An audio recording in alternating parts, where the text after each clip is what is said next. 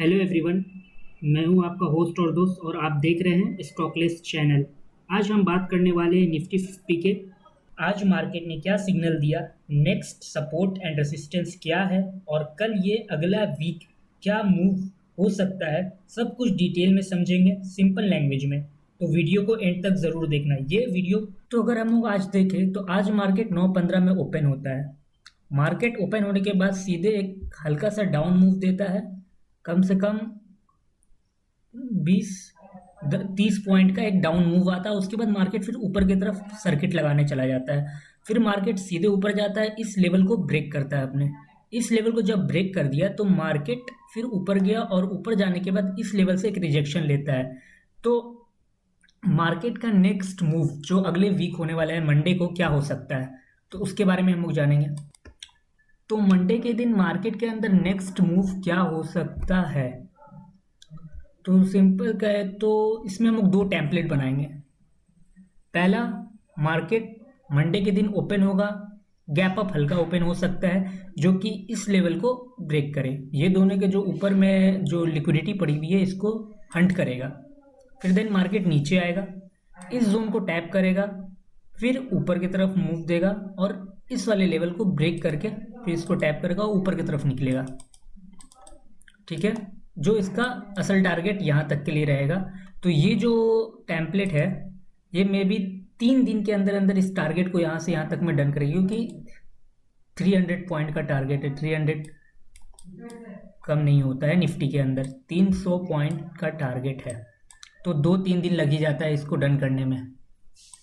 ये तो रहा मेरा पहला टेम्पलेट। दूसरा टेम्पलेट ये है कि अगर मार्केट मूव सेम पॉइंट से देता है विदाउट गैप अप तो वो नीचे आएगा, इस जोन को टैप करेगा। अगर इस जोन पे रिस्पेक्ट देता है ऊपर की तरफ तो हम लोग वेट करेंगे कि इस लेवल को ब्रेक करे और फिर इसका सपोर्ट लेके ऊपर जाए। अगर ऐसा नहीं होता है और मार्केट क्या करता है कि वो इस लेवल से ही नीचे आया, ऊपर गया, फिर इस लेवल को ब्रेक कर देता है, तो हम लोग वेट करेंगे जब मार्केट इस जोन से वापस ऊपर रिट्रेस्ट लेगा तो हम लोग यहाँ पे एंट्री बनाएंगे। ये एंट्री रहेगा और टारगेट मेरा इस जोन का रहेगा और यहाँ से फिर ऊपर के लिए हम लोग सोचेंगे। ये मेरा 2 टेम्पलेट है। अब इसका बेसिक रीज़न हम बता देते हैं कि क्यों ऐसा होगा। तो सबसे पहले इसमें रीज़न है कि मार्केट इस जोन पे एक मिटिगेशन पॉइंट बनाएगा। यहाँ से अगर मार्केट गैप अप ऊपर खुलता है तो ऊपर वाले का लिक्विडिटी को हंट कर लेगा। तो ऊपर का जब लिक्विडिटी हंट हो जाएगा तो नीचे के जो प्लेयर्स होंगे, मार्केट नीचे की तरफ खुलेगा एकदम तेज़ी से। सबको लगेगा कि हाँ भाई मार्केट नीचे गिरेगा, लेकिन मार्केट 10:15 या 10:35 के बाद यहाँ पहुँचने के बाद यहाँ से मूव ऊपर की तरफ देगा। ठीक है, और यहाँ पे मिटिगेशन पॉइंट है और एक ऑर्डर ब्लॉक विथ एफईजी के साथ है, तो पावरफुल सेटअप है और पिछला डे का क्लोजिंग भी है।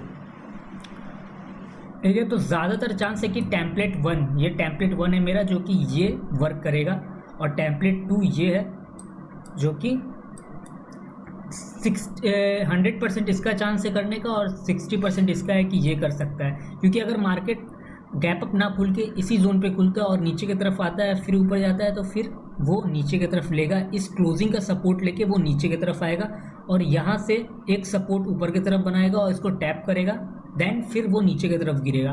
क्योंकि उसके बाद यहाँ के जो सारे लिक्विडिटी है उसको वो हंट करेगा, क्योंकि अभी उसके पास ऊपर जाने के पास पावर ही नहीं बचेगा। जब तक लिक्विडिटी होगा नहीं तब तक इंजन चलेगा नहीं, तो वो लिक्विडिटी को हंट करने के लिए वो नीचे की तरफ आएगा।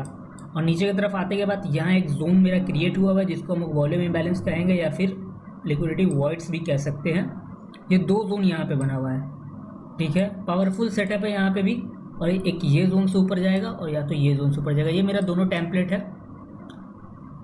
बेसिकली ये एजुकेशन पर्पज़ के ऊपर वीडियो बनाए हुए हैं, तो ये वीडियो देख के लोग ट्रेड ना ले तो ही बेहतर होगा। बस एनालाइज के तौर पे देख लें कि क्या हम समझाना चाह रहे हैं। अगर अच्छा लगा वीडियो तो लाइक एंड शेयर कर दीजिएगा।